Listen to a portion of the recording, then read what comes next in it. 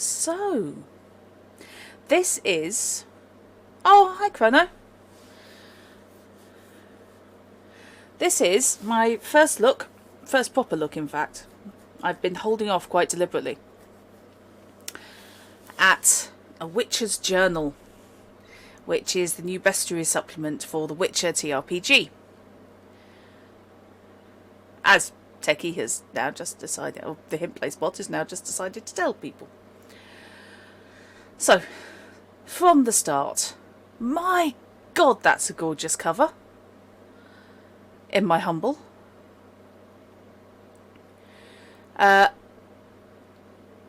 Instead of going, let's do Grimdark,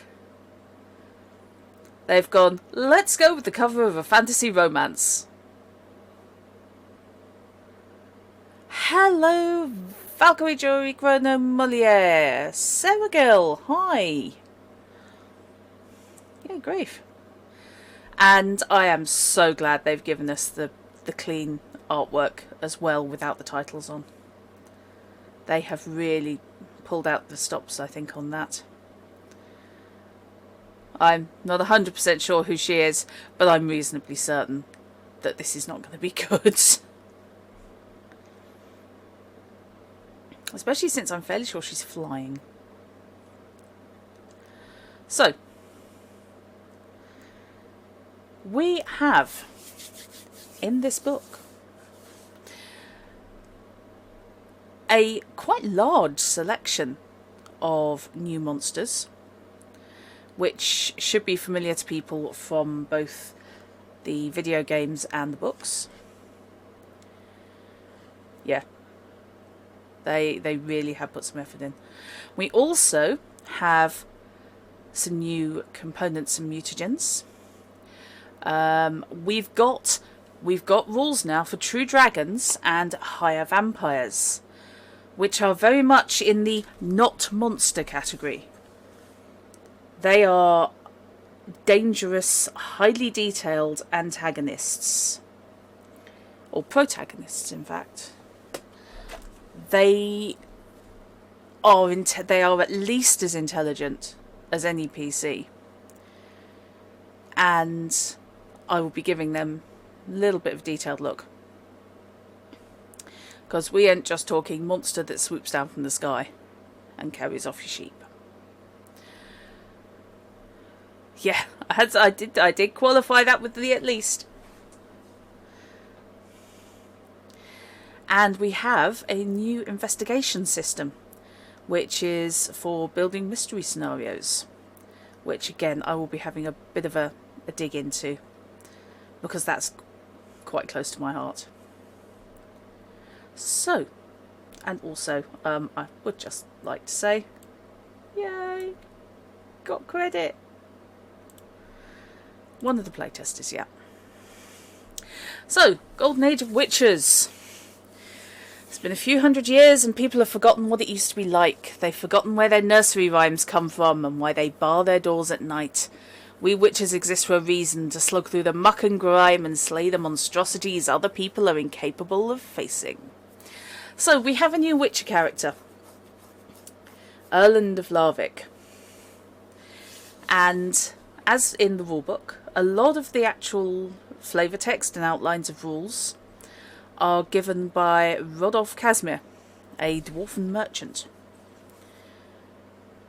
who's of the been everywhere, seen everything, done most of it. So it's nice that they've kept that flavour. And we have an explanation as to what witches are, because by the time you get to the actual video games, they're incredibly rare. And runs away from the rest. Exactly. That's how he learned to live to tell the tale about what he has done. And yeah, so this purports to be notes from the journal of one Erland of Larvik, dating back to a time when witches were way more common. Nobody knows much about Erland of Larvik. There's some mentions of him around the world, but it turns out he was a pretty big deal. One of the founding members of the Witches' Griffin School and their first Grand Master. The book I picked up was some sort of compiled list of all the notes he took over centuries of witching. It's flavour text, but it's nice to give the justification for the book. And yeah, that thing is moderately terrifying. So we have chunks of flavour, as in the writings of Erland. I shouldn't be surprised the sorcerer's envy would turn to rage someday. No doubt the kings of the north and the mages of the council will arrive soon to pick through the snow and rubble in hopes of finally unearthing the secrets of the griffin. This will be the last time I underestimate the blinding greed of humanity. That really sets the scene, doesn't it? So, this is something I think is really nice. I was having a look through here earlier, and it is a history of the witches. If all you know is Geralt and the couple of Wolf School guys, maybe the chap from School of the Cat in Witcher 3, you don't really have a representative sample, because witches are falling off the map at that point. They're not there. They've been hunted to extinction themselves. They're just not recruiting. The whole system's falling apart. They're deemed unnecessary. So, having this history of how witches came about, how the orders came about, notable figures in the past, certainly of this order, explanations of witcher training and how it happens, and what witches actually go through that makes them that way. Oh yeah, you want lore, you got that here.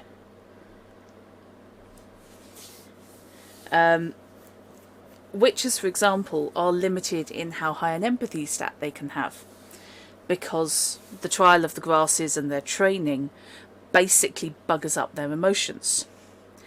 Digging into what exactly they go through, that really helps explain why witches are slightly cold fish. They don't really know how to relate to people. Puppy doesn't want to show his chewy, that's... Yeah, exactly.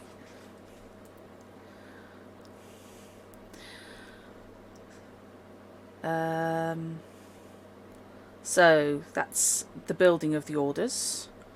The fracturing. Things couldn't last. By the time I was in my late 40s, the Order of the Witches had begun to fracture. So that's when the different schools get founded. I'd never fought to the death with another Witcher before. 1,000 times I'd drawn steel against some unlucky foe, and now I was on the receiving end of a whirlwind of steel and magic.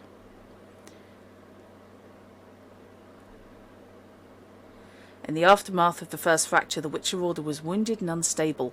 We began to argue amongst ourselves. Why do we fight for people who hate us? Why do we accept such low payment? Why don't we kill humans or elves or whoever else we're paid to kill? So, you get such things of School of the Viper, who are more assassins, School of the Cat, same deal. And the different animal schools were formed. Among witches, sometimes you'll hear the term the Golden Age. More often than not, they're referring to the time after the fracturing of the Order of Witches. I believe some scholars refer to it as the Second Era of Witches. So basically, once the centralised order was fractured and the different schools split off, it's actually a more efficient setup. Because the various schools were widely distributed across the continent, suddenly, instead of having a small number of witches having to cover the entirety of the continent, you would be more likely to have a, quote, local, unquote, school. Or at least more local than, you know, travel 6 months up a mountain.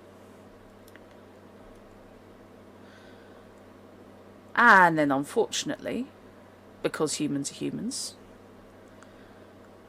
the school's neutrality is tested and it goes horribly wrong. And welcome to a bar guest. And then the Witchers become public enemy. That's where the hated part of Witchers, on the hated and feared social chart, starts seriously kicking in. I suppose that leads all the way up to the Grand Master of the Griffin School, sitting in a damp, freezing cave writing his memoirs, in hopes someone will read them and see the light before the world slaughters its last guard, and wonders why there are armies amassing on its border. Yes, exactly, Jory. Back in my day, we travelled to school for 6 months up a mountain, uphill both ways. Very much. Okay. So, the layout between this and the core rulebook for monsters is slightly different. This is definitely easier to read. They've really paid attention to feedback. Monsters are presented in a more easily read reference format than the core rulebook. There are some important pieces of clarification. So, monsters are broken down into different categories. So you'll get to, instead of having simply all monsters in alphabetical order, you will have all your vampires together, all your elementals together, that sort of thing. Their general difficulty, this isn't a game that does like D&D's combat challenge ratings, sorry. It's not that specific numerically. But if you're looking through a monster and you want to know, okay, how, you know, relatively speaking, how hard is this? If you've got a new party, probably not putting things up against a hard monster. And the complexity, which is a nice touch, as to how much are they likely to use tactics? Are they simply a rock hard basher? Or are they sneaky? Are they going to be making use of lots of special abilities? Which is a nice way of breaking that up. It would have been very easy just to combine those two. And hello, Magpie. Intelligence. Feral monsters are non-sapient beasts, incapable of making complicated plans or interacting with others intellectually. And other creatures have an intelligence score above 1, can formulate plans, and can sometimes be reasoned with. Which again is something worth knowing about. Because you never have to fight, or it's never guaranteed you will have to fight to the absolute grim death. If you're not fighting something feral, you might be able to reason with it. Or it might have enough nous to go, you know what, I'm getting my ass kicked, I'm going to leg it. Any special senses, which is nice to know. Night vision, scent tracking, that sort of thing. Then there's stats. So the essential things you need to know when you're having a fight. All the different defences and susceptibilities and immunities. And what sort of thing you can expect to get out of killing them. And also, and this is something I'm glad that has carried over, commoners' superstition. Here you can find the basic superstitions about the monster. This is what anyone who rolls education and beats the DC knows. This information is largely false, but does grant insight. So, you know, it's the... Everybody knows that if you're facing a vampire, you should throw rice grains on the floor and he can't move on until he's counted them all. Yes, everybody knows this. Does everybody know it and it's true? Yeah.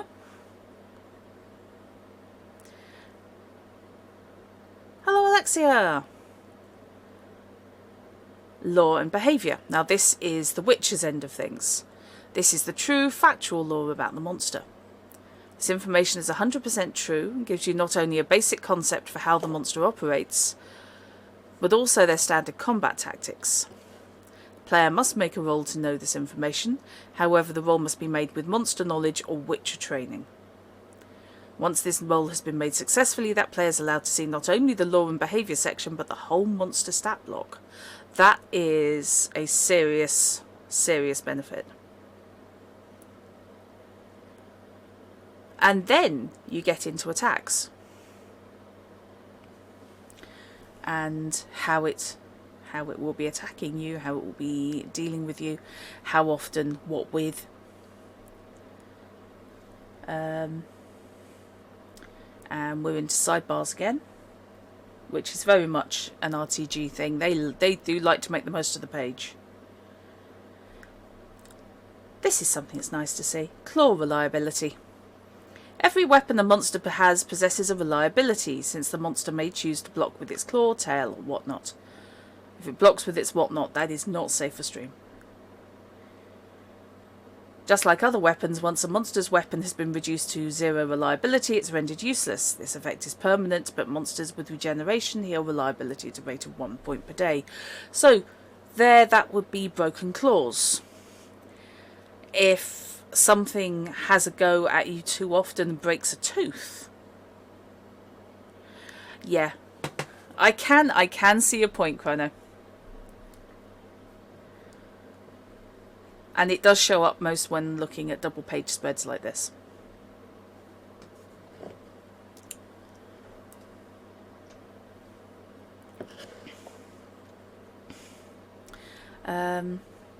Vulnerabilities, abilities. Exceptional monster life path. Which is the dragons and the higher vampires. They are monsters who get life paths just like PCs do. And that's why they merit their own section.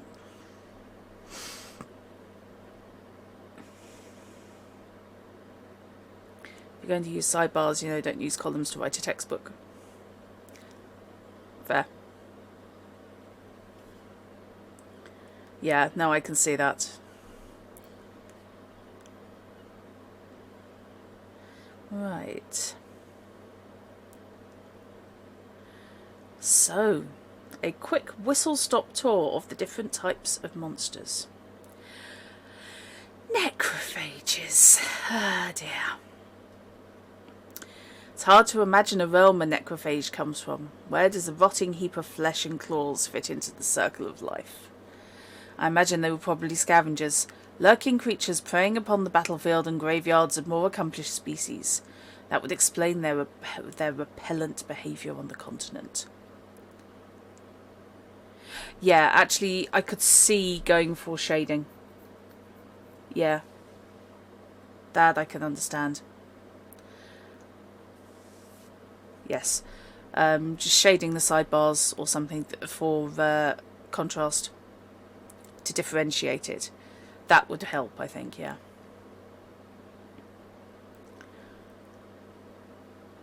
Okay, I love how we open with this. Necrophages are disgusting and very dangerous. Okay. Fair enough. We're going with the subtle approach. Worth noting that necrophages are not undead. They are corpse eaters, they are not corpses.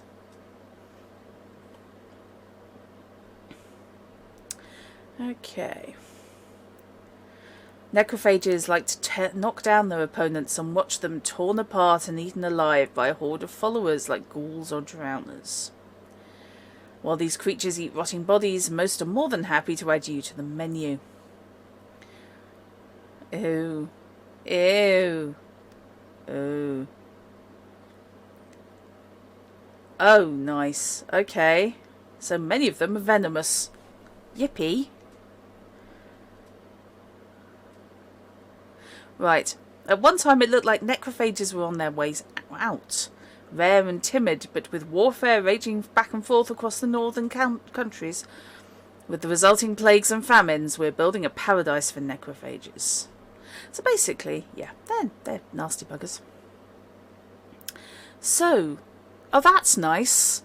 What kind of of this type could you encounter where?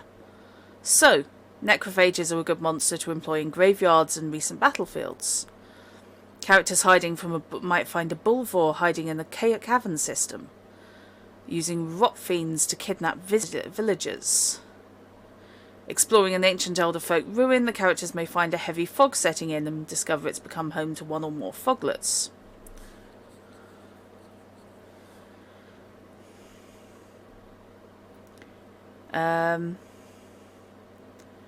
Yeah, I think it's when they don't really justify their own section. Stuff goes into the sidebar. I think it's the equivalent of the notes a GM might make, is what they're aiming for. Travelling through a recent war zone, you might discover too late some of the corpses laying on the field are rot fiends lying in wait. Nice. Okay, so what comes under that? Wow. Okay. Well, welcome to the equivalent of a Minotaur for the Witcher. It's interesting to see how pretty RPG books are while also having the oddest design issues. The columns add to the busyness of the page without seeming to add value. Okay. So, let's go to... because I feel this guy's artwork needs to be seen. Oh, hello, that went wrong. There we go. Spot who was on the wrong thing. There we go, that's what I was actually after doing. That's pleasant. Has superior night vision, and that night is in for a bad time.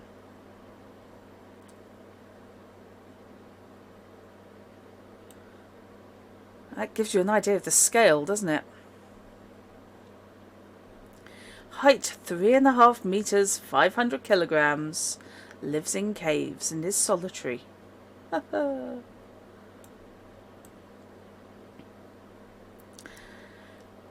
Commoner superstition.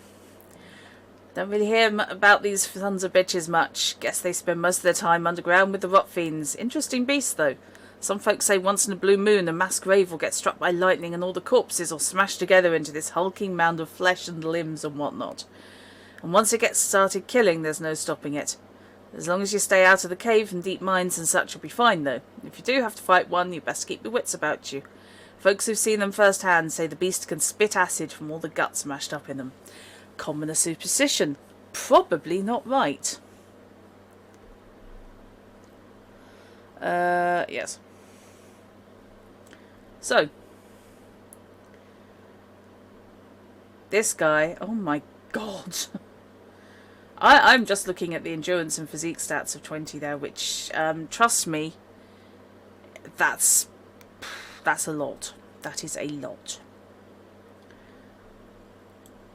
Whereas then, you have a monster lore roll, which would give you the actual details. Which I suspect is nothing to do with having mashed up guts inside them. I'm kind of curious to know what the hell's going on with this. It's Chaos Minotaur. It's horrible. In a beautiful kind of way.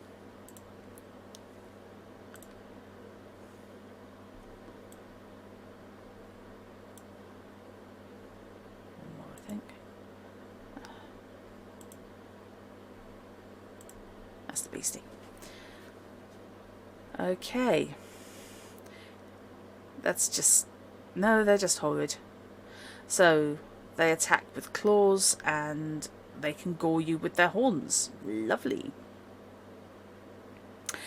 Yeah, it's like one of the mutants from Total Recall, the Arnold Schwarzenegger version. No, don't like that. Foglets. A personal favourite of mine, and not something that causes me to swear horribly when playing Witcher 3 at all. So, that thing is sapient. It's not Brain of Britain, but it is intelligent. Those things are feral. You might be able to reason with a Bulvor, or at least deal with it, but Foglets, nah.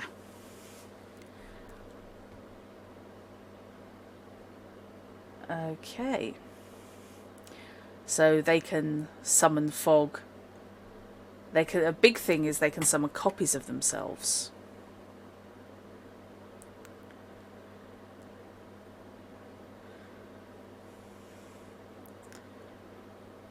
Yeah, I really like these layouts for the monsters. It's nice having things like this bit over here where you've got the resistances, immunities, susceptibilities, and what sort of loot you're going to get. So, if you remember when you're looting bodies in Witcher, you'll get things like brains, teeth, tongues. In this, you'll get foglet teeth, infused dust, phosphorus, and foglet essence. And again, they can see in the dark. What fiends? Really horrid. Really quite violently unpleasant.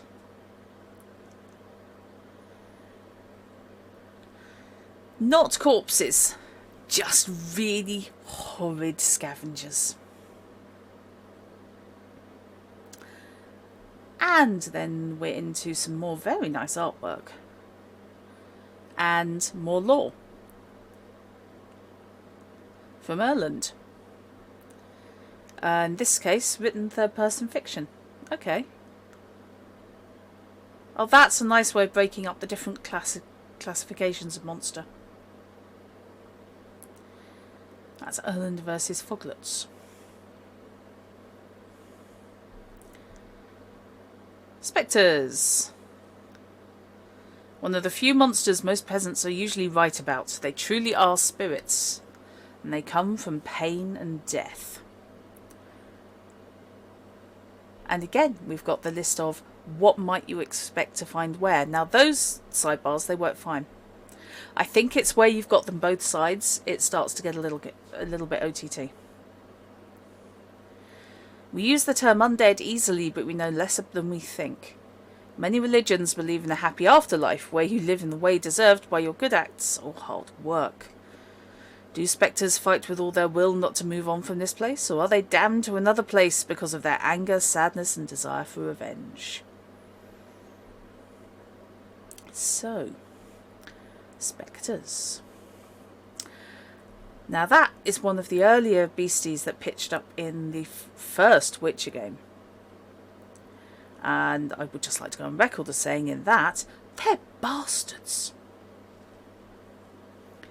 Barguests. Feral, supernatural, well, probably spectral dogs. Some folks say Barguests are the hounds of the wild hunt. Horrible whatever game system they crop up in, damn straight. By taking its full turn, the Barguest can charge up to 8 meters and phase through a single target in its path. That's just horrid. It just blinds them with its spectral essence. I knew someone was going to go puppies or doggos. It was going to happen. Yep, you just... No, they're just nasty. Him.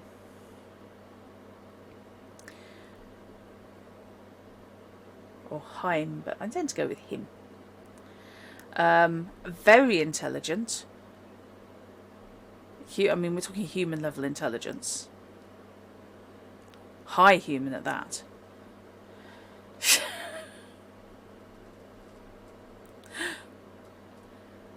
Something spectres frequently do is they have intangibility. Seen how it works for Barguests.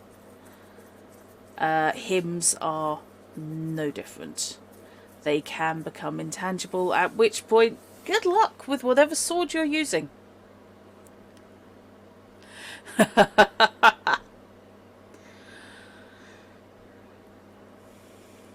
Oh, good lord. And in one of your fantasy series just became hysterical, now you know that's what they were talking about. Ah! Yeah, I had to look up Barghest when I was at primary school because it turned up in a book of mythology I was reading. And I was just sort of sat there going, I don't know what this is. And when you're 8 years old, walking up to your mum saying, Mum, what's a Barghest? Provoked exactly the same reaction as every other word question I asked, which was, go and look it up in the dictionary. So yeah, they life drain. They can turn to shadow. They are just out and out nasty. Oddly enough,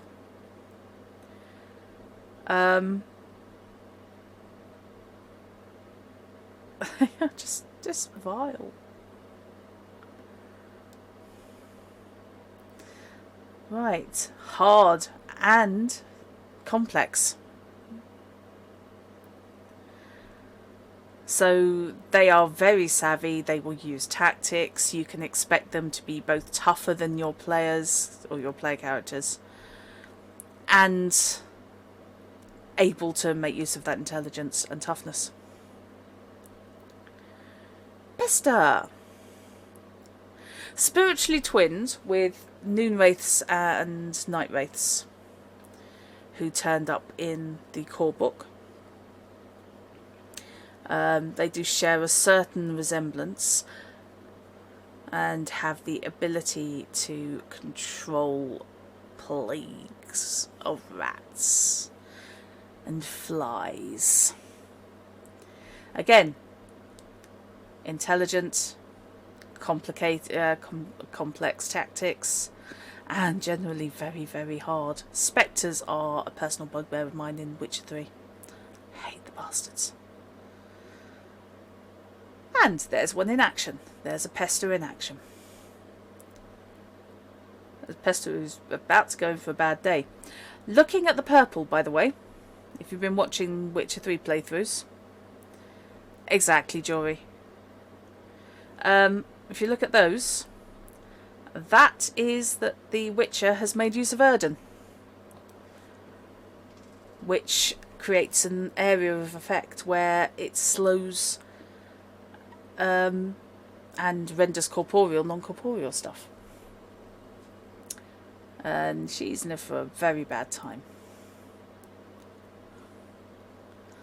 Beasts.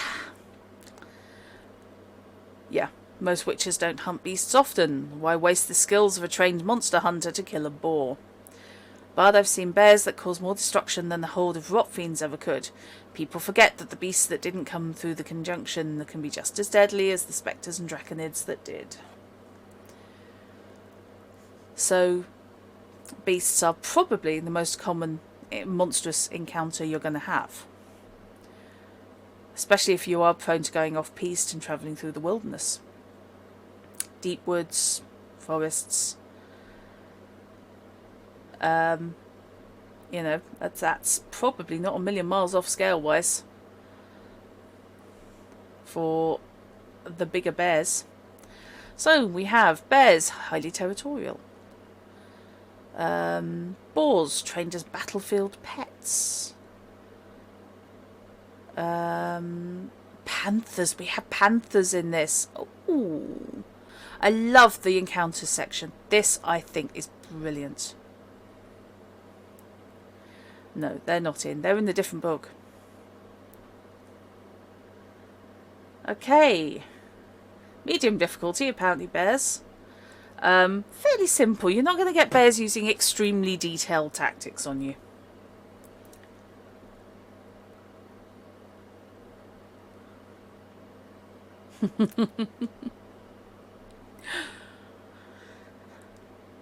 And unfortunately, because I used to watch it at school, now I just want to go, bam, bam.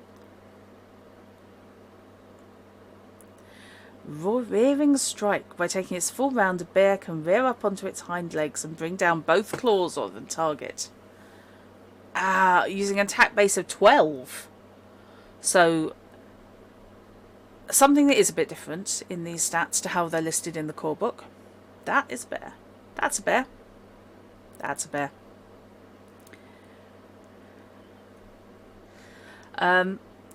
Core book, you would have their stats and you would have their skills. And then when you came to use them, you'd add them together, like you do for any NPC or PC. For monsters in this, they are going with simply giving you the skill base. Yeah, exactly. Flashbacks to the Revenant there. Because the odds are pretty good that you're not going to be evolving the skills of a wild animal that's attempting to chew your face off. So it combines the stat and the skill. So it's simply D10 plus the base in order to determine what it's doing. And that just takes a step out of the combat system and just simplifies it down a little bit without really losing you anything. You have got the stats. So if you do want to end up, adopting a bear or training up a boar, then you can treat it, you know what you're working off. But if you just want to meet one in the woods as it comes hurtling towards your tent, there you go. That's what it's got. And I like that. I do approve of that.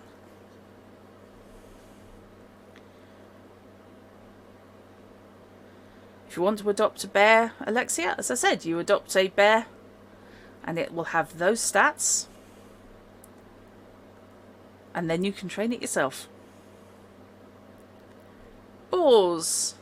Okay, that's not like a boar I've seen, but never mind. That looks like it's going... Oh no, we don't like that. That's looking at me.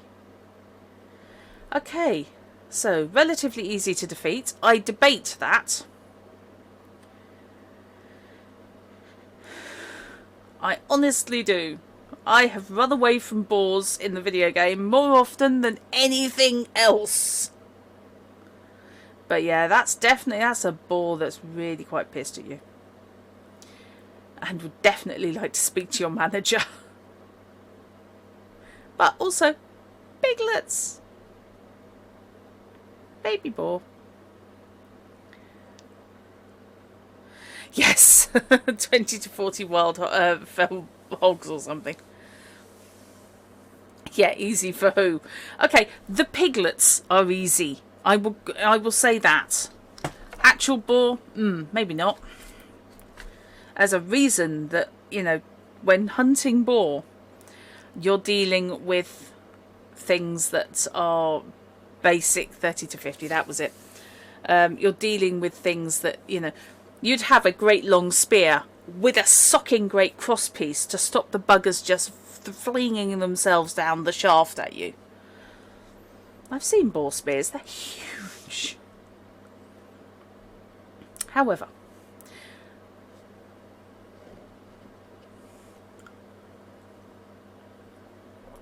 a boar is a beast of stubborn temperament. Hunting one is dangerous but rewarding. Oh, I think actually it's easy tactics. A single boar can feed your family and friends for a good few happy days if you hunt an average size adult. On your hunt, carry a spear. You see?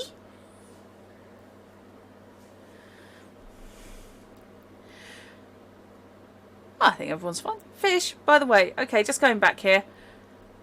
Fishy. Gentle Ben.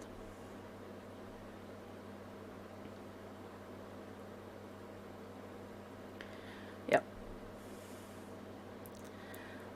So there you're looking... I mean, intimidation. They have an intimidation skill.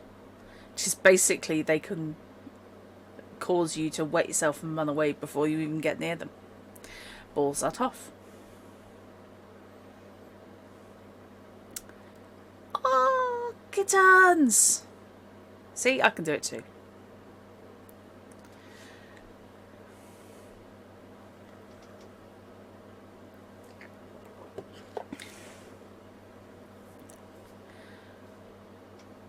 Yeah, sweet cuddly bear friends. Pippin on steroids. That is a gorgeous piece of artwork. That's lovely. That's also a Nilfgaardian soldier who's really had a very bad day.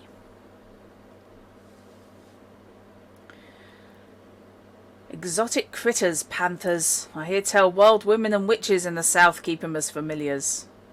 If you see a panther's eyes glowing in the moonlight, you're being spied on by a mage.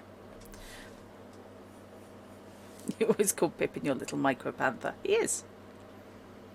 It is. And look at the body language. That's just cat. It's just the size is different. However, also look at the claws.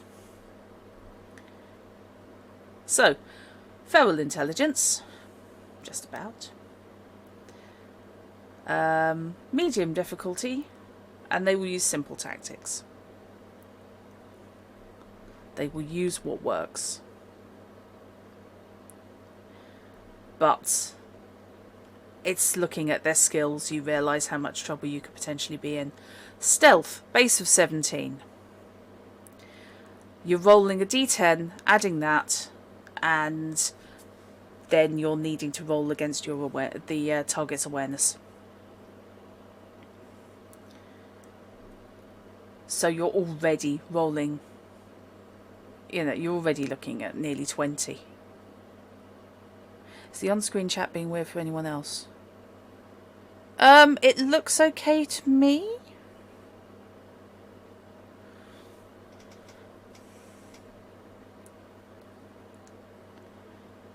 Yeah.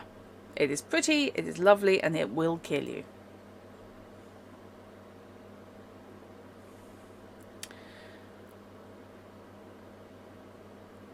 Uh-huh. So, hunted. This is a bad day for the Witcher. Somebody using Axie there. I think he is. He's either Axieing or Arding a panther. I love these chunks of fiction. It's just nice. It gives you a real flavour for what's going on. Oh. Cursed ones. Where there's a cursed one, there's a story. A sorrowful and often avoidable story. I've cured werewolves, put botchlings to rest, and weeded archospores around the continent. And every hunt starts with someone weaving a sad tale and ends with me uncovering the ugly truth.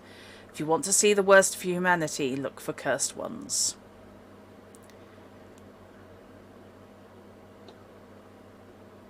Yeah. Cursed ones are something that I don't think any other game really delves into. But Witcher does. They are the result of death, betrayal, unfortunate situations, emotional pain, that sort of thing. Botchlings are created from babies, for example.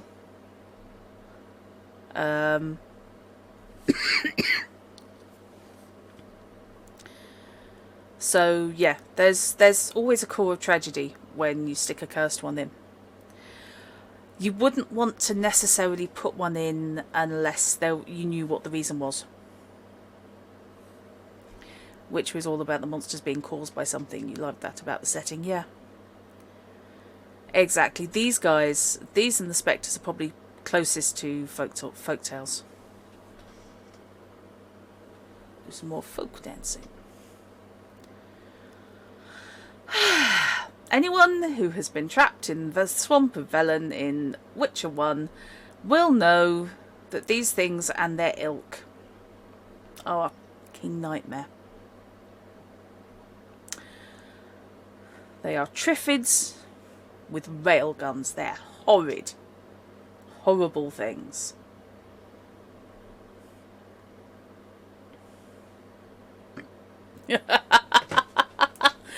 Tear out that page and burn it. God, they're nasty. So yeah, just buzzing back to the start of the monster section. Yeah, it's difficulty then intelligence.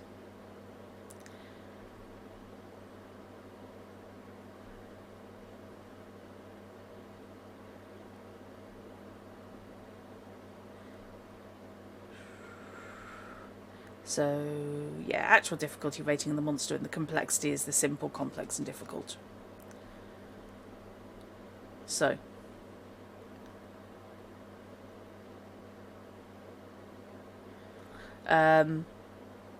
that's a relatively easy thing to beat if you can get to it, but its complexity makes it difficult.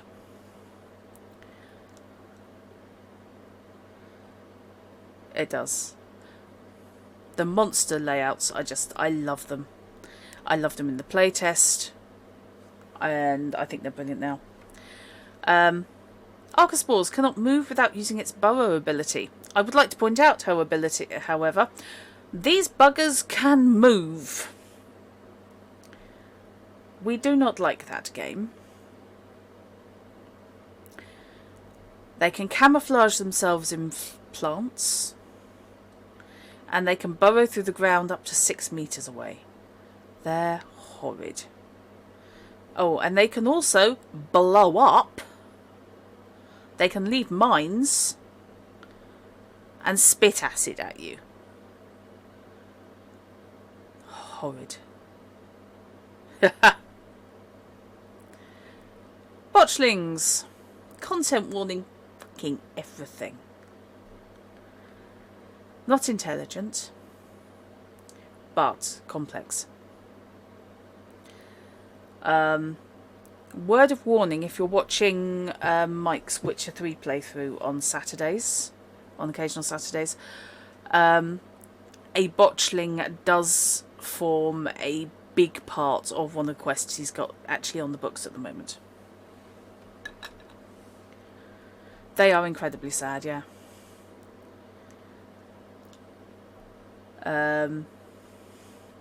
So, yeah, common as superstition. I could go my whole life without thinking of botchlings and I'd be a happy dwarf. You see, when a baby's born without a loving mother, or they're thrown away, or the like, they turn into a botchling. They are sad. They are kind of the epitome of the cursed one for me. So, yep. Feral. How to make a naked mole rat even more terrifying from that picture. Yeah, very much so. Very much so indeed. It's the double row of teeth. That's just, I suspect, if I were commissioning the art, I suspect I'd have pulled up some pictures of naked mole rats and just gone, right, that covered in hair gel. And start from there. Stealth, 16 base.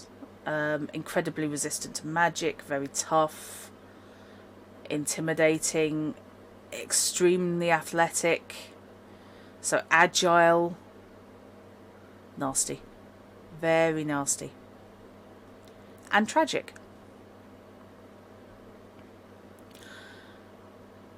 Absolutely tragic. They drain life, they drain blood. It's a thing. Vendigo.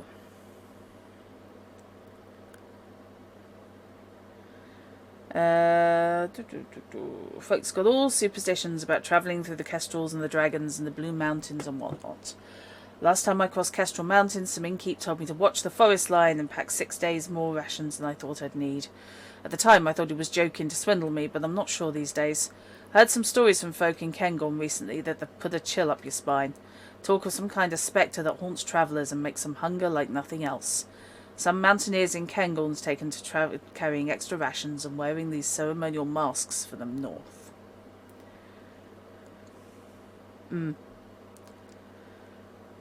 Fish. So, they are intelligent. They are deeply intelligent. They are intelligent. They are cunning. And they are incredibly hard. And your best bet probably is to try and get the hell out of Dodge as soon as possible. They can cast spells. They have hex weaving, so they can curse. It is a thing. If you just glance down the skill base, athletics 19, and that's before you start rolling. Hex weaving 17, endurance 19. They are hard bastards. I think it's probably the best way of dealing with them, and the curse they can cast on their opponents is a massive, I mean, it's half the page on its own.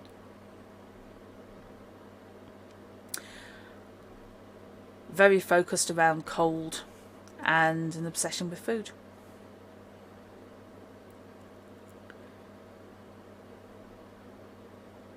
Wow. Okay, going all the way there.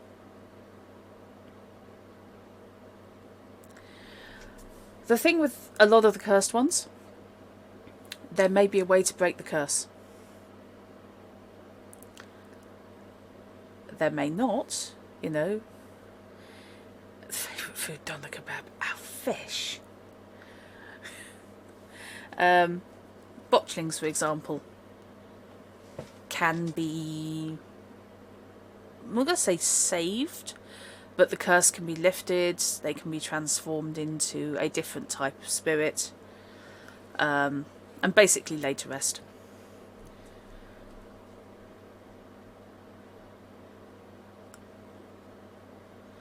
Okay, hybrids. From succubi to manticores to harpies, hybrids run the gamut, from sentient creatures to slavering monsters. In truth, the classification of hybrid is a large net for a large grouping of monsters. They are. Cursed ones should make you feel sad, I think, overall. Because there's always going to be tragedy kicking around in the backstory.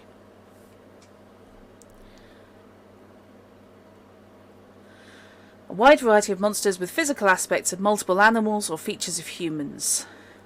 So, hybrid encounters can be found almost anywhere and have many motives. After finding a treasure or raiding a ship, the characters could wind up being harassed by harpies who want the shinies. A shadowy group of assassins could hire the characters to find a manticore and extract vials of its deadly venom. But you have to find a way to milk a manticore without getting killed. Exactly. If you have to destroy a cursed one, you want to stomp whoever is responsible as well. That's a theme. That is a common theme in Witcher. It's not just dealing with the monster. It's dealing with the reason the monster's there.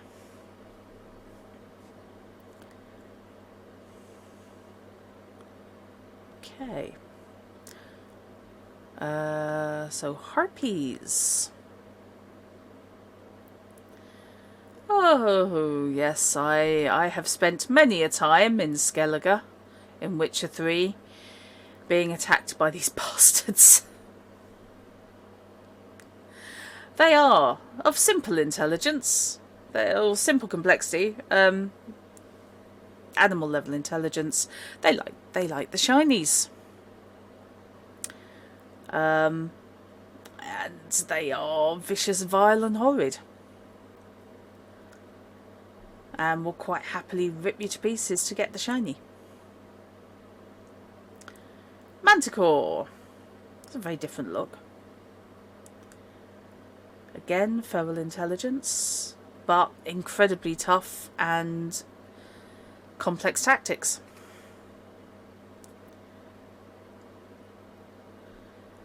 I mean, sod your bites claw situation. Ouch.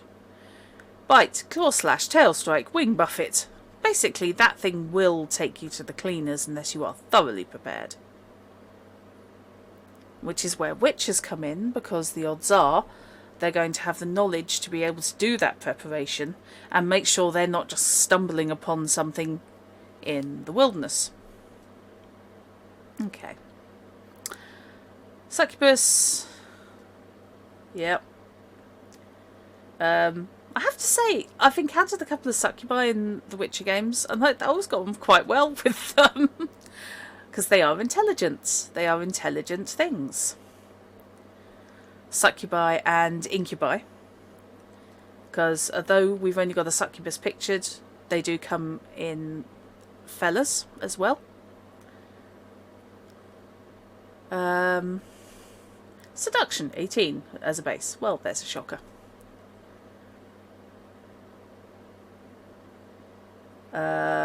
So, yeah.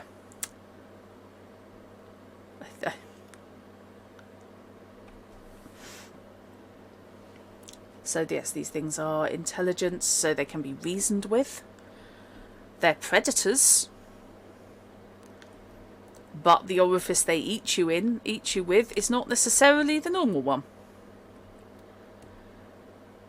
So, you know, I think there's a big mistake in assuming that anything that's in the monster manual or bestiary is there purely to have a fight with. I think there's a lot to be said for the complexity and intelligence ratings. Because these things have their own motives. If they're intelligent enough to plan, they are intelligent enough to reason with, to have their own motives, their own backstory. And if need be, they can set fire to you.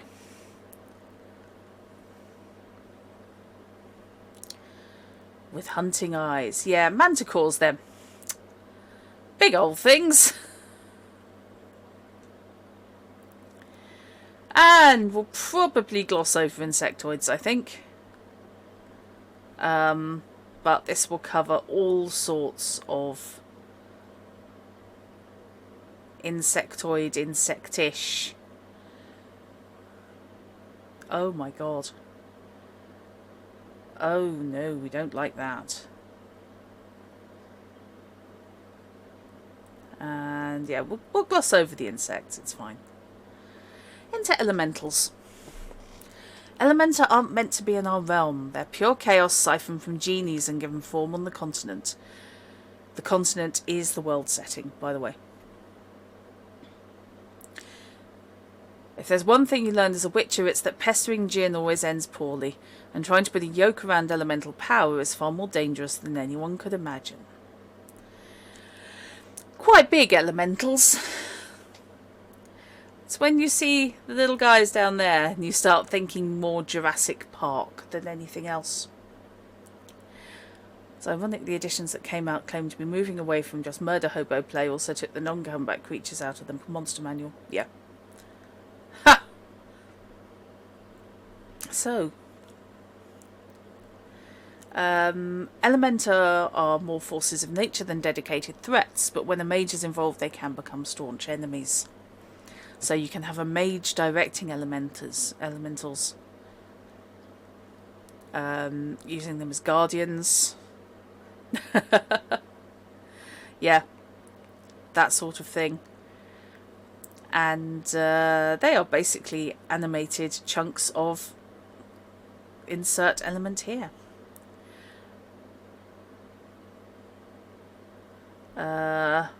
Just looking at the, you know, again, no intelligence really. So it's working purely off feral desires. But it can still give you an incredibly bad day. Oh, that's nasty. Fire elementals are horrid. And he's probably got the right idea. Flee.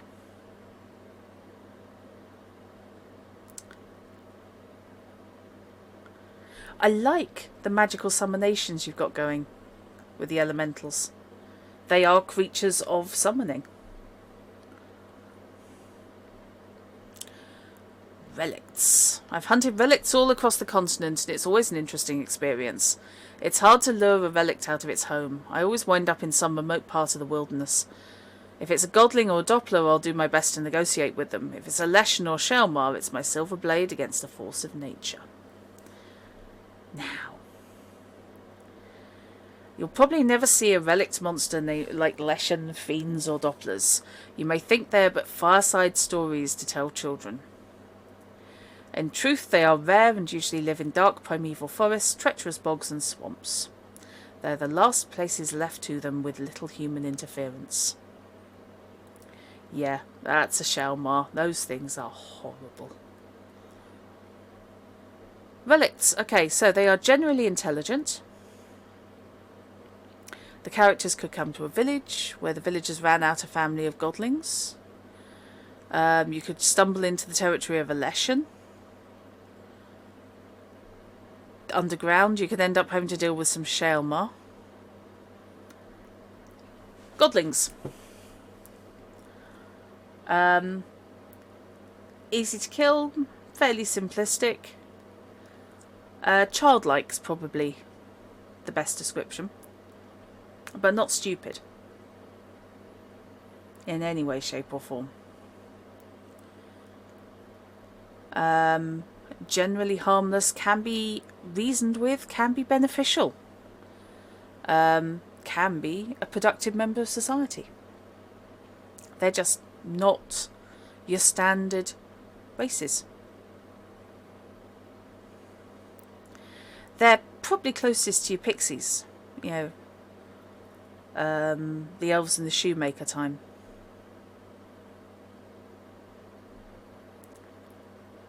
Leshen. When trees go bad, when Ents attack. They are creatures very much of the woodland.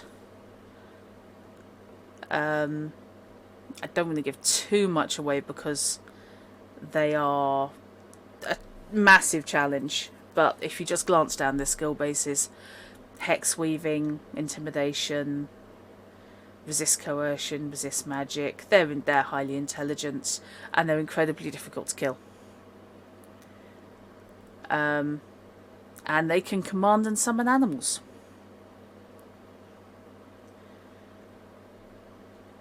Shalmar. Rock hard, subterranean killer hedgehogs. These guys aren't intelligent. Not by a long chalk, but they can burrow. They're basically made of stone. When I say rock hard, I'm not kidding. Fortunately, they don't regenerate, but apart from that, you just don't want to be in the way.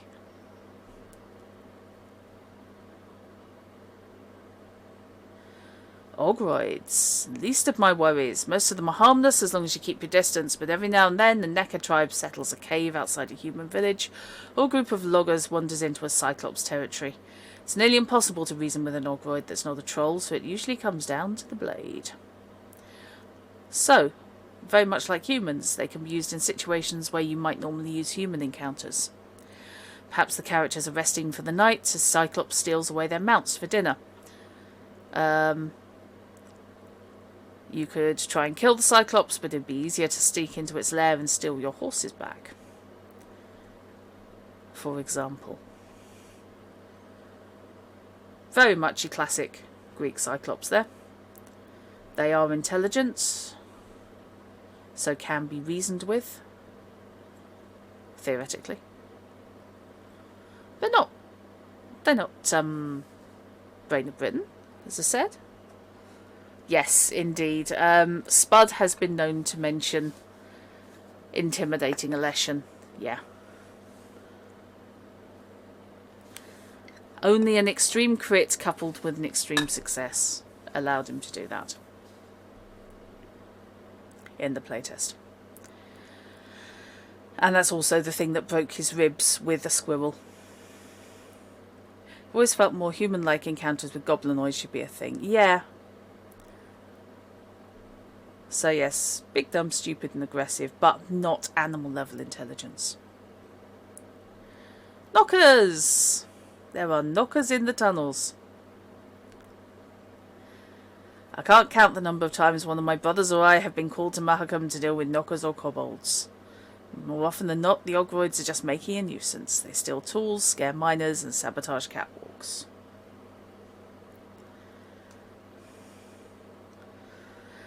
Yep. It body tackled him. Playtest event. Crits happened. Yeah.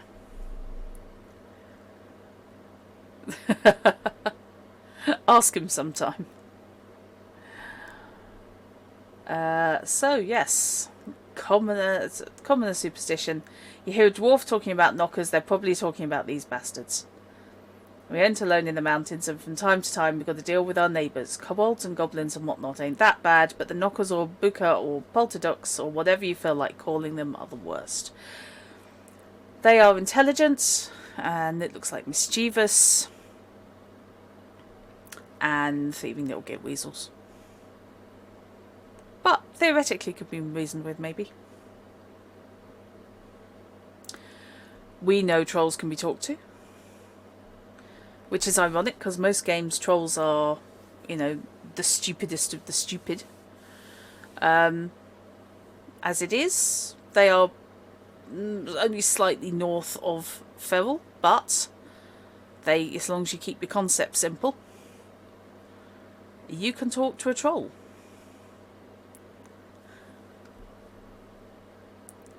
And they're huge, and you'd probably want to have a chat rather than have a fight.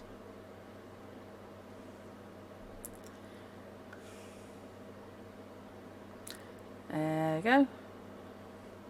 An unwanted hunter. Again, large chunks of lore-based fiction. Draconids. Some of the worst monsters to hunt. Their scale can be like plate armour, their wings carry them hundreds of feet into the air, and the fire some spits melts flesh off bone. Most nobility who hire a witcher to deal with a draconid want the creature tamed, not killed. They think they can keep it as a pet. Most settings with a Norse influence have trolls you can talk to. Yeah. I think it shows, really, its origins. So, under draconids, we have cockatrice, the phoenix, which is an intelligent creature, very much. Incredibly rare, either driven to extinction or possibly migrated away, and extremely hard to kill.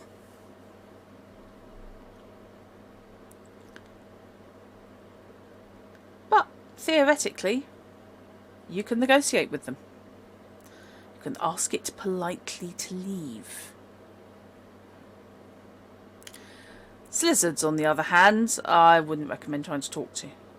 They are animals. They are feral,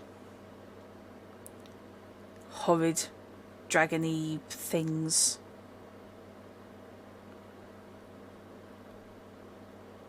And there we have a phoenix, giving a whole town a very bad time. Now, vampires have their own section in this. There are a lot of different types of vampires in this game. Lots. Many. Okay. Any vampire lesser than a Katakan is worth a bit of preparation. They're fast and clever enough to turn the tables on the Witcher, but still easy enough to kill when you pin them down. Anything more powerful than the Garkin is a tough hunt. They can hide from your senses, mess with your mind, and they're faster than any human could hope to be. So, if you ever get the chance to lurk on YouTube and look for one of the early release trailers for Witcher 3, you will see one which is basically Geralt coming across a young woman singing, who reveals herself to be a bruja, a type of vampire, and you get the whole fight as part of the trailer. It's kind of cool because she does turn up in the game. She's lurking. These vampires, intelligent, superior night vision, incredibly tough, very complicated tactics. You remember Ness taking a good long time to get through the vampire boss fight in Witcher 3, yeah. I love Bouja. They're fantastic unless they're trying to kill me. And then at the other end of the scale, you've got Garcane, which are feral, only interested in, well, let's face it, drinking your blood. And at smaller scale of things, you have Plumards, which are very much your feral rat bats. Threat to livestock. They're what the mythical vampire bats in sort of older fiction were.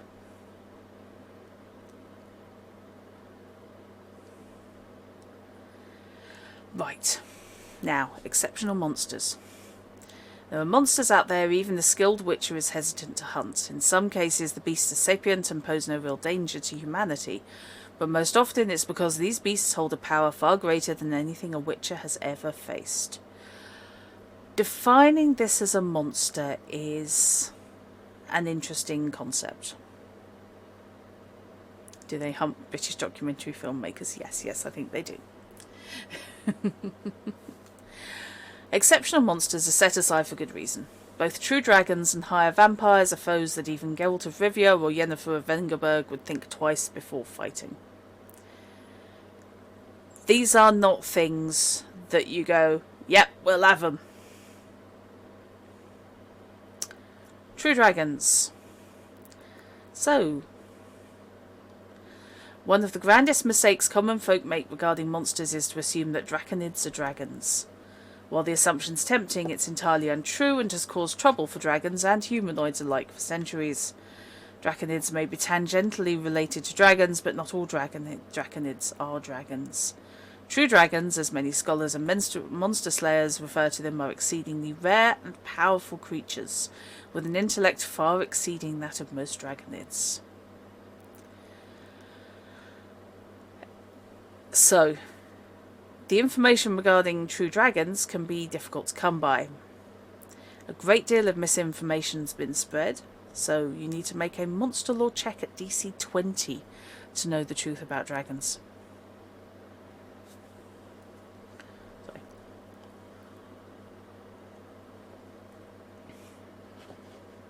So, we're not talking colours and metallics. We're not talking good and evil dragons split up by colour or anything like that. They're generally separated into subspecies recognisable by their coloration, which have different capabilities, personality quirks and territories. They're just from different places. So, we have the breakdown of the different colours. Folk used to think gold dragons were just a myth, but then again we used to think the same about phoenixes, and there's plenty of them in this journal. All this changed a few years ago. King Nidamer of Cairngorm went hunting a wounded green dragon in the mountains near Bearfield. Took a posse of heroes with him. Geralt of Rivia, Yennefer of Vengerberg, the poet Dandelion, the Grimfield Reavers, Yarpen Zigrin and his mercenary band, and Eric Ike of Dennesley. Must have been one hell of a journey. Folks say there was a group of Zerrikanians with them too, but I don't know. Either way, the posse cornered the dragon, but it was being protected by a gold dragon. They say its scales shone like worked gold, and it moved with the grace of a dancer or some such. Guess they're less of a myth and more of an endangered species. Or maybe they only breed over in Zerrikania. Anyone who's seen Witcher Series 1, you've seen a gold dragon.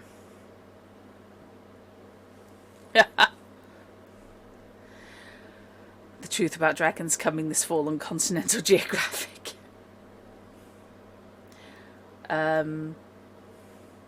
So, you know, black dragons, different. They're the different colour dragons, different sizes, different styles, different tactics, and intelligent. That story was much better in the book, yes. It was still pretty damn good in the TV, though.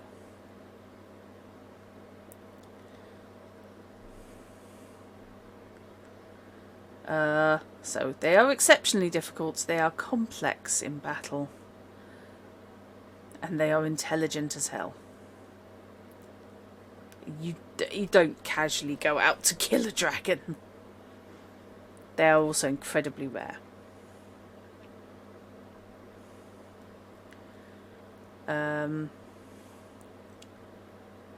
And they get a life path.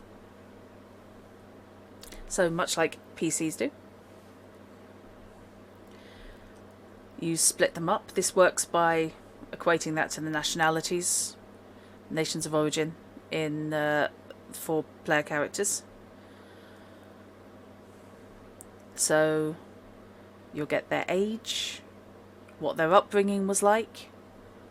This dragon grew up fighting with siblings and other dragons, earning a number of bite and claw scars as trophies. Or this dragon was traumatized as a youth and has never recovered, giving them a haggard defensive posture. Then you've got their personality, their pride. What do they take pride in? What do they hate? And what do they hoard? And then, yeah, you get their life events tables. You know, became secret patron of a cult. Made lifelong enemies with a human noble family.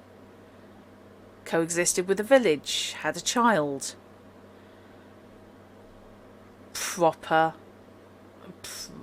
definitions of life paths. What are they interested in? They like people watching. Are they interested in military history? I'm wondering how long it's going to be before people start allowing PC dragons, so we'll say. How do they fight? So yeah, dragons, you don't just casually womp up a dragon.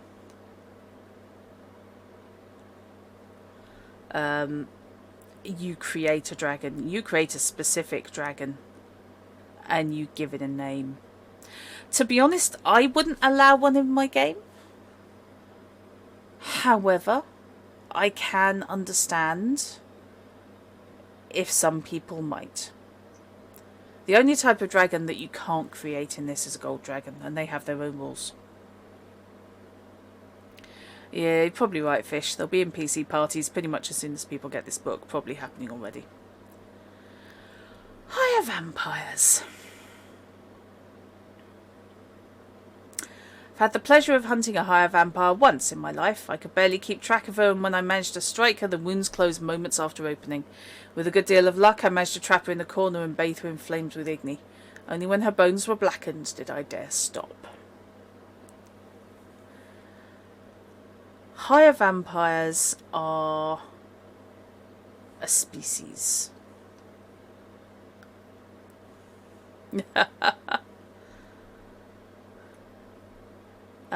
Again, extremely intelligent, on a par with dragons. If you think of it in that style. Again, you're not talking, I'm just going to drag a higher vampire out of the book and chuck him in for a one session. This is someone who's been around a long time, probably, and left to their own devices will be around a longer still. Every higher vampire's special ability is unique to them. In the higher vampire life path we provided the following pages. There are only a few examples of special abilities. If you like, you can take a different special ability from any of the monsters in the bestiary or the core rulebook as a special ability of the higher vampire you're generating. So, higher vampire society. They're entirely capable of integrating into the societies of humans and elves, but they do have their own. This is your Dracula. That level.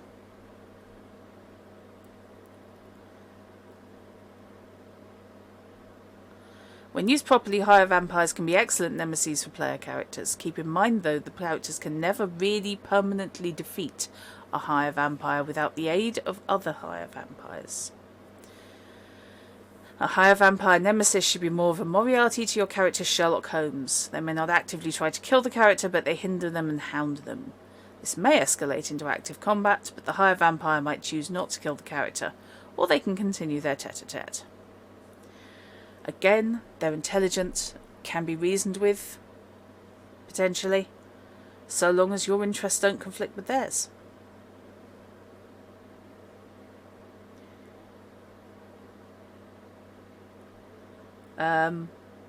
Potentially fascinating characters, and very long term. And again, life path. Listing their special abilities, we've got, for example, command vampires, magical talent. Blood rage, can enter a blood rage as a free action, during which it's immune to charm and resistant to stun, but will basically kill everything. Mimic voice.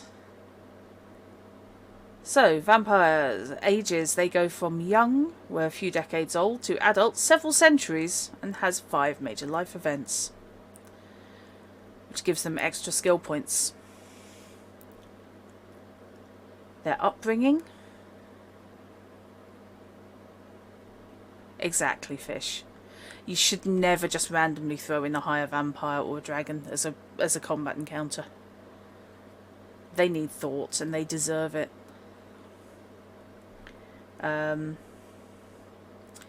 Life events. Adopted a child.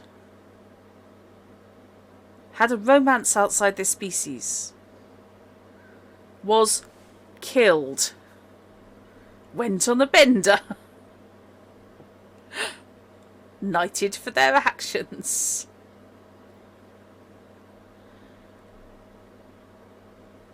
I think it's significant. Basically, vampires and dragons, they're people.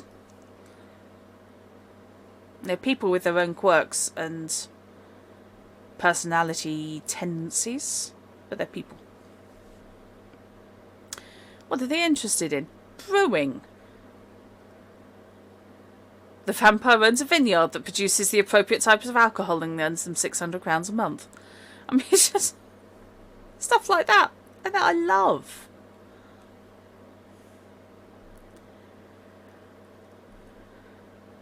Okay, moving along a bit because I've got the meeting in a bit. We have new components, or rather a combination of all the components from the book, along with what it gives you and where you can find it, which I love. Which means that if you're putting together alchemical potions and things and bombs, that now you can factor that whole page in. Also ditto for new mutagens.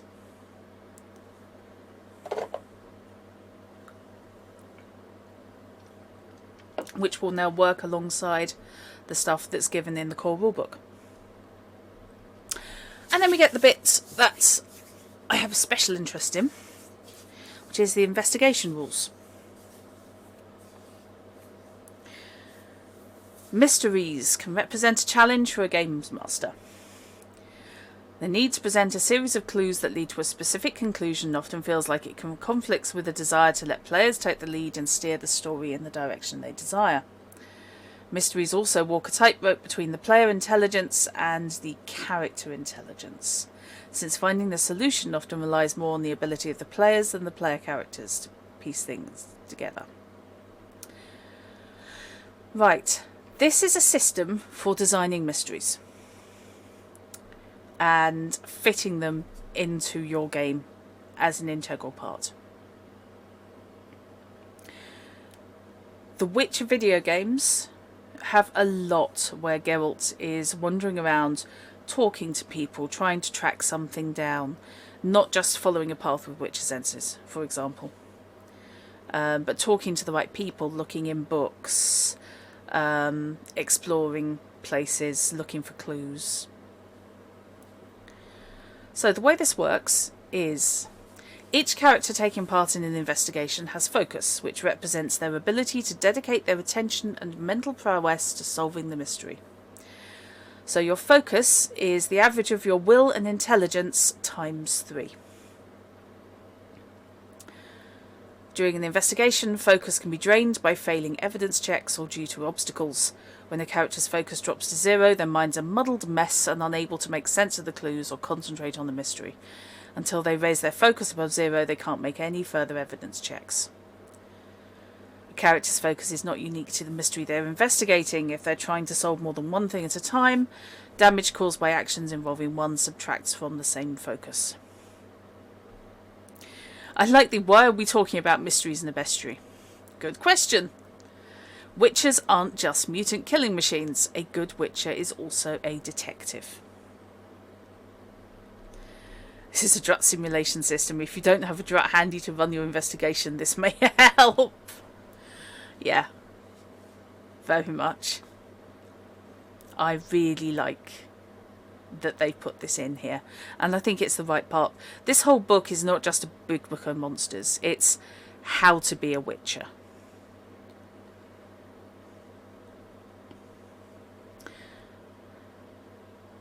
Played that section in the game. Did not end well. Okay. So we have a difference between long-term mysteries. When solving a mystery, player characters don't always have to commit to the task doggedly, making the maximum possible number of evidence checks per day. Some mysteries may demand such dedication, but others are situational and specifically long-term. A character looking for their lover's killer, for instance, may make a single evidence check every time they reach a new town. Thank you, Joey. If what they discover opens up new immediate avenues of investigation, you can keep investigating. Otherwise, you need to wait to follow up later. So, before an investigation begins, you need to define your mystery. Each mystery has a goal, a complexity, a series of clues, and obstacles.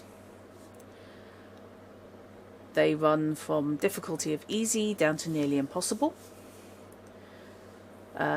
Easy would be the mystery is only one part of a single adventure. Nearly impossible, the mystery is ongoing and there's a major plot point in the campaign or for an individual character. I would just like to say, hello, my name is Inigo Montoya, you killed my father, prepared to die. For example, on the nearly impossible front. Clues are the breadcrumbs which, when put together, point to the solution of a mystery. Collecting a clue requires making an evidence check. When a character collects a clue, they make a damage roll, and the GM subtracts that amount from the mystery's complexity.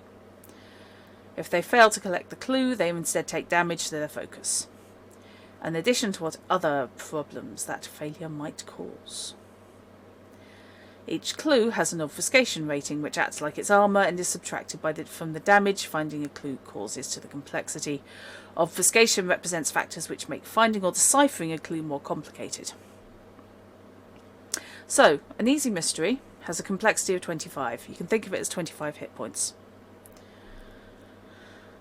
So, solution and the clue, solution is in plain sight. It has an obfuscation rating of 0.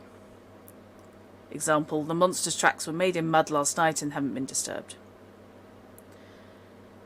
Down to solution is intensely obscured, which has an obfuscating rating of 6.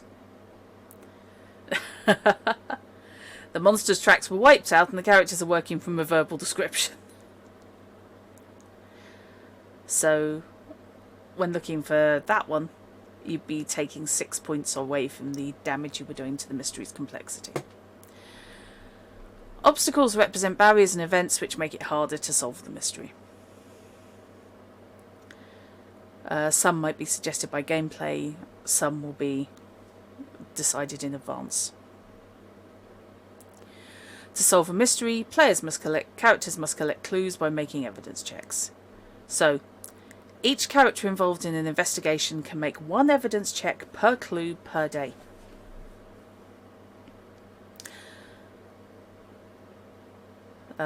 If a character fails an evidence check, they can try again the next day, although the GM might raise the DC or the clue's obfuscation to represent the passage of time. Multiple characters can examine the same clue at the same time. If at least one character succeeds, the group has worked together and deciphered the clue. Any character who failed the check, however, still loses focus.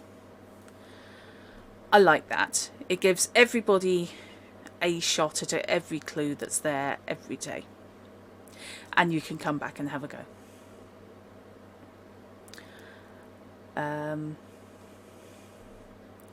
It's not that you can only make X number of evidence checks per day.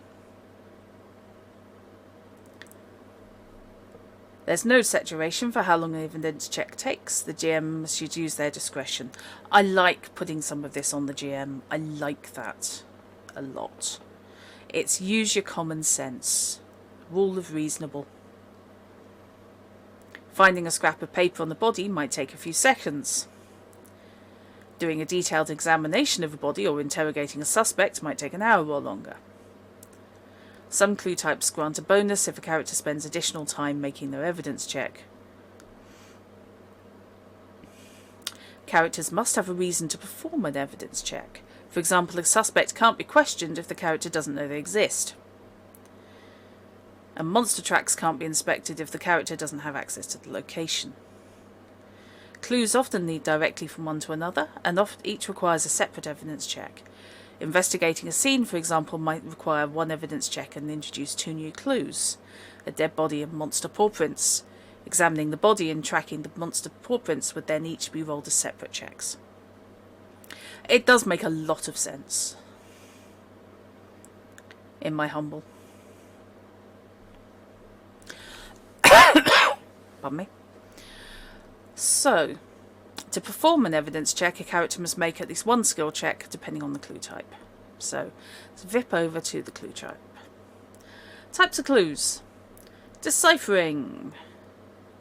Evidence analysis. Examining the body. Follow the money.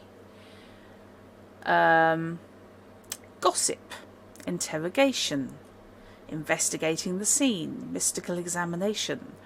Research, shadowing, tracking. Pretty much everything you need to do in a mystery will fall into one of those categories. So if you're deciphering, you're needing to use education or forgery. If you're following the money and you're trying to go through a business's books to see if the victim was embezzling, for example, you'd be using business. By spreading out the different checks across the different skills and not just making it all deduction, it really lets a whole party get involved. I really like that. That's nice. Instead of just putting it on to maybe the criminal in the group or the Witcher. Suggested obstacles. Obstacle types. Authority. A local official doesn't want the investigation to continue. Conspiracy. Someone's trying to obscure the evidence. Gossip mill. Local chatter about the characters makes others reluctant to work with them. Exhaustion. The spirit is willing, but the body isn't.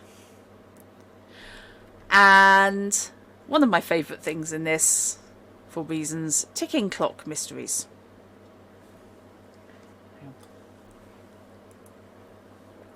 Very much the opposite of the long-term mystery, which is done over months, weeks, years, whatever.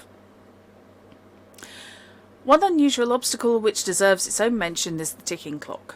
In mysteries with this obstacle, the characters must finish their investigation within a set time period or fail to find the solution. Some ticking clock mysteries are obvious, with the characters aware of their time limit. For example, they may think a friend innocent of a crime but only have 3 days to prove it before the accused is tried, convicted and immediately executed.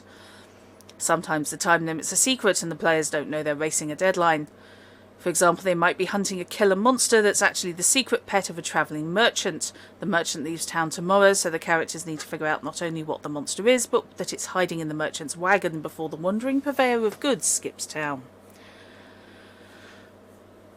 The only trick is setting up a ticking clock mystery is deciding when to set the deadline. Parties dedicated to the task of solving a mystery can usually make between 3 to 10 evidence checks per day, depending on how many characters are involved. Give them enough time to solve the mystery with some wiggle room, and then set the deadline. The other thing this does is pitch the PCs towards specialist NPCs. Nobody in the party knows business. Better get that merchant you saved last week to help out. Exactly, Fish. Encourages you to talk to people. Encourages networking. And world building. No one in the party's a mage? Fine. You did a job for a sorceress a few weeks back. She's in the next town. Maybe she can help. So it is nice to see the ticking clock in there. I'm really happy it is.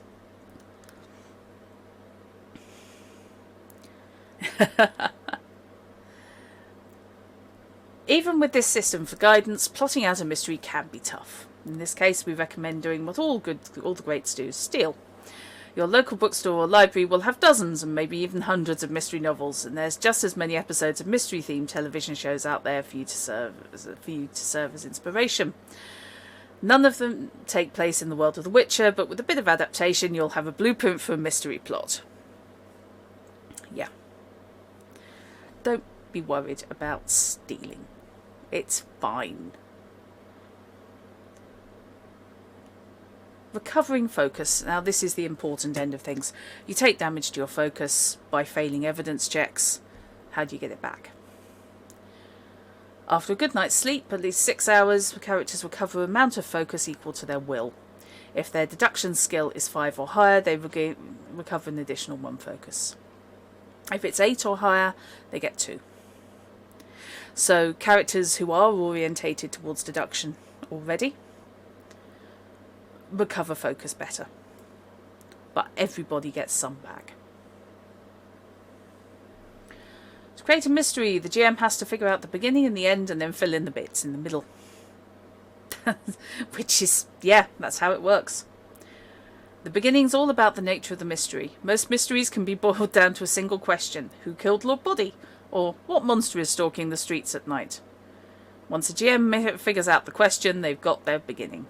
The ending's the answer to the question posed at the beginning, such as Lady Body killed Lord Body, or a higher vampire is stalking the streets at night.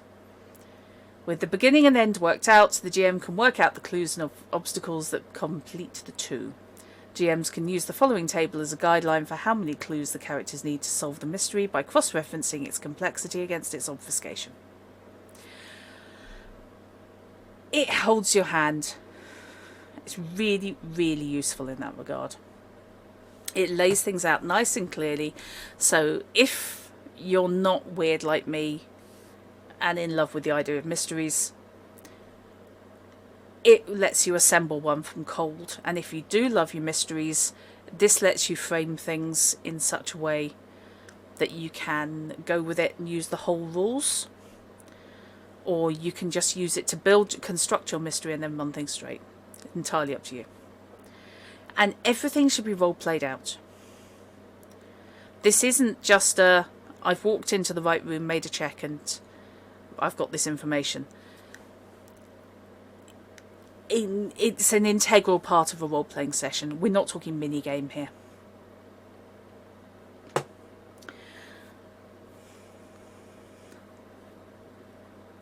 Yeah, all the rules in the world for investigation don't help if you've got a badly written mystery. Exactly. And I appreciate that they have broken it out into writing a mystery and running an investigation. They are not exactly the same thing. One facilitates the other. The first clue of a mystery should be fairly obvious. In the case of a monster attack or a murder, the characters will probably want to investigate the scene of the attack or a body.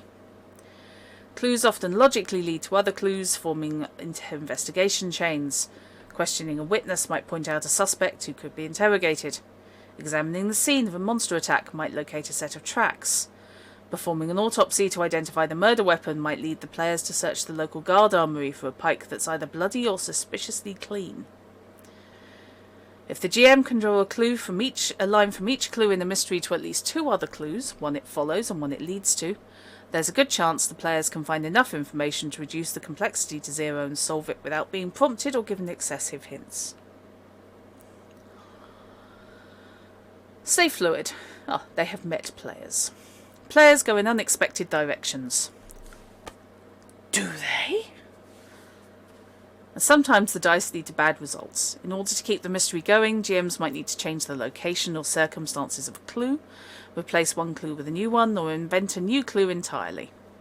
Be aware clues might spontaneously occur through roleplay. For example, while roleplaying an unrelated haggling session between an NPC and a PC, the GM might, while improvising the interaction, accidentally reveal information about the mystery they didn't intend to share. If this occurs, don't punish the players by refusing to allow the clue. Instead, count it as an automatic success on an evidence check and reduce the complexity. Staying flexible with obstacles is also important. For example, Lady Body might be content to leave the party alone until the player characters get too close to the truth. At that point, she might insist the local sheriff run those meddling kids out of town.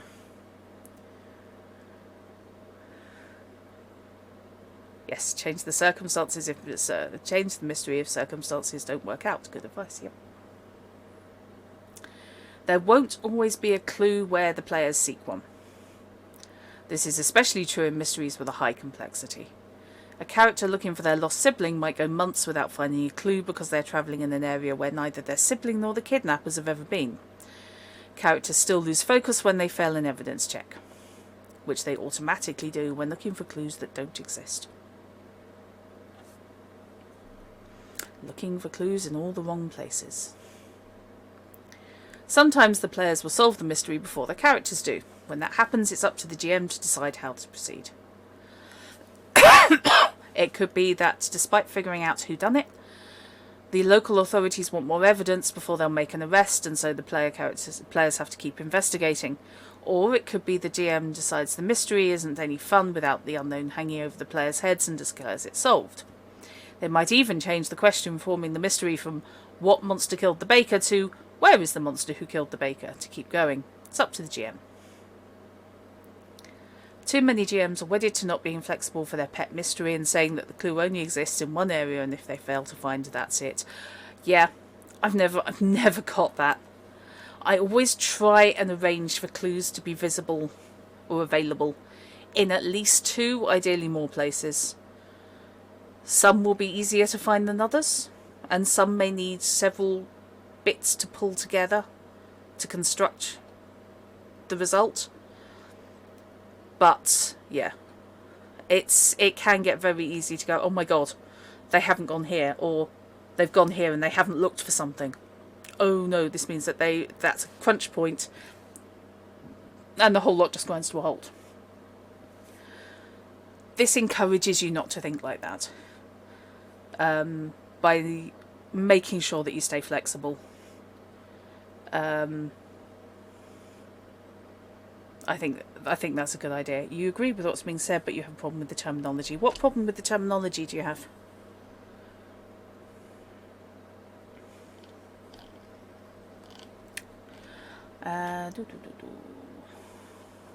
Likewise, sometimes the players come up with the solution for a mystery early and completely wrong.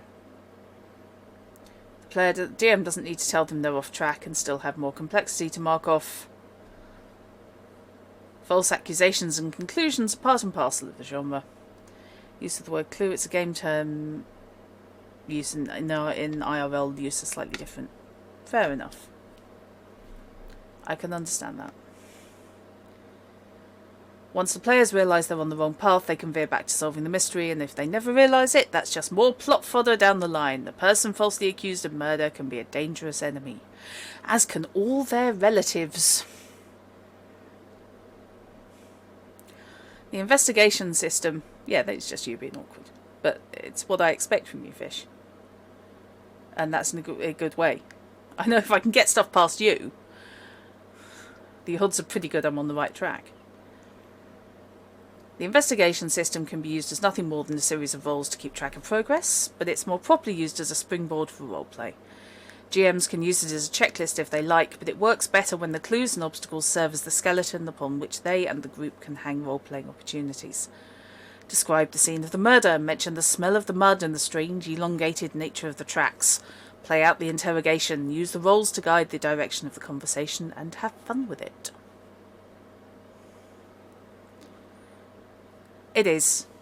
You saw an early version of this in playtesting. and they have resolved most of the stuff I had concerns with. I think this is all far more fluid and forgiving and logical.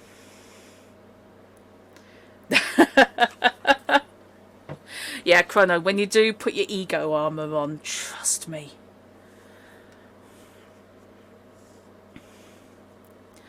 Failing to solve a mystery. It's okay if the characters don't solve it. Sometimes the murderer gets away, or they identify the wrong monster. That doesn't mean the adventure has to end. If the murderer gets away, the players might have to pick up the hunt further down the road. If they fail to identify the monster, they might still have to fight it, but they'll be less prepared. Don't let failing to solve a mystery grind the game to a halt. So, we do have a couple of sample mysteries at the back there. One simple, one challenging. Hello, Guild. And we have some Witcher contracts. Some of the following contracts have been intentionally left vague with the intention of letting the GM decide not only how the hunt should play out, but what type of monster the players should encounter at the end.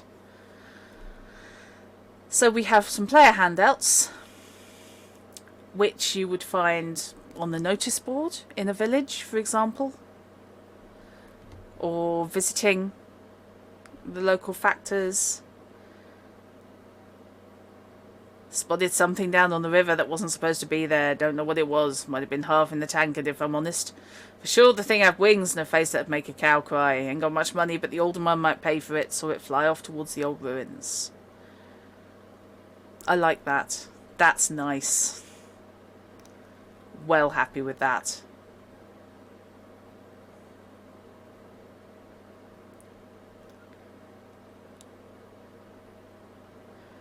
You would have liked to see a mystery scenario, probably featuring a monster from this book in addition to the contracts. Yeah, I can understand that. You do have the simplified, the baby ones. So you've got the Knocker's Clues and the Centipede Hunt. But they are just the barest outline, rather than fully developed scenarios.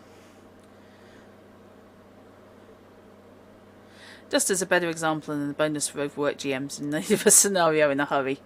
Understandable. Right, so basically that's your lot.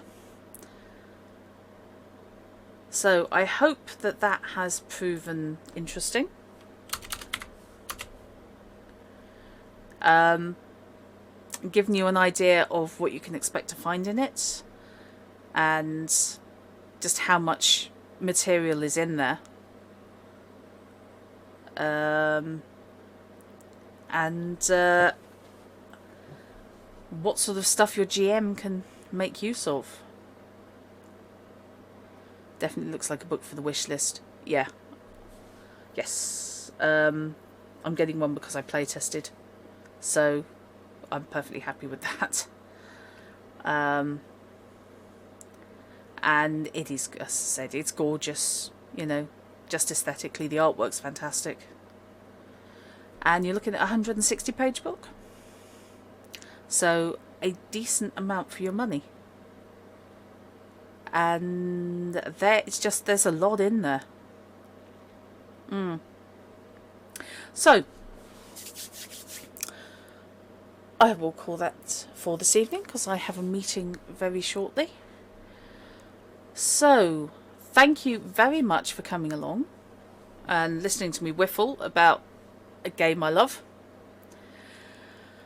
Yeah. Yes. Yeah, this is not a paid promotion, which is why I'm perfectly happy to say when things are a bit off, like some of the layout work with the sidebars, a bit extreme. But yeah, this is actually Fish's copy I've borrowed because mine hasn't turned up yet. But yeah, we've both had free copies of this because we were on the playtest. That said, I would have just bought this anyway. So yeah, thanks very much for coming along.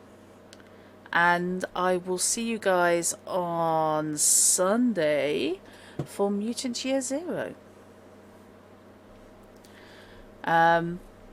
Indeed, we got the books for participating in the playtest, decided to do a first look because it is interesting. And it deserves it. And this is the first major supplement, because Lords and Lands was kind of small. This is the first book supplement. So yeah, back to Mutant Year Zero on Sunday. So, thank you very much, and I am going to go away now and find coffee before my meeting. So I will see you Sunday. Thanks very much. Bye bye.